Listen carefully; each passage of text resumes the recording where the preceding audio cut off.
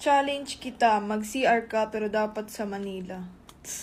Porket taga Bicol ako 11 hours papuntang Manila nakabus. Tapos mag-CR lang ako. Pero kaya ko yan gawin, ako pa. Pero hindi ako magbabas. Eroplano dapat. Madali akong kausap. Ito, mag-impake na ako. Pupunta ako Manila, mag-CR lang.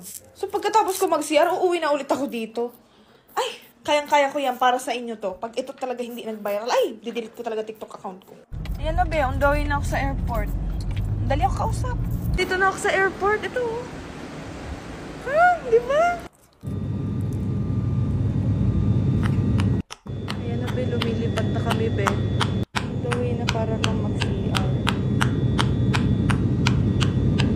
So guys, andito na ako sa Manila. Ano pa, masaya na ba kayo? Andito na ako sa Manila, Pi.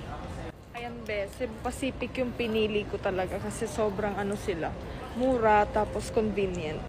Ayan, Cebu Pacific. Baka naman kunin nyo na ako ng model. Kahit ipa-billboard nyo ako, okay lang. Emi! Kulang na lang, maghahanap na ako ng CR. Tapos na tayo, uwi na tayo ng Bicol. Ayan! Naka-CR na ako. Tapos na ang challenge. Uwi na ako, guys. Pauwi na ako. Visit na challenge. Hindi ko na uulitin to.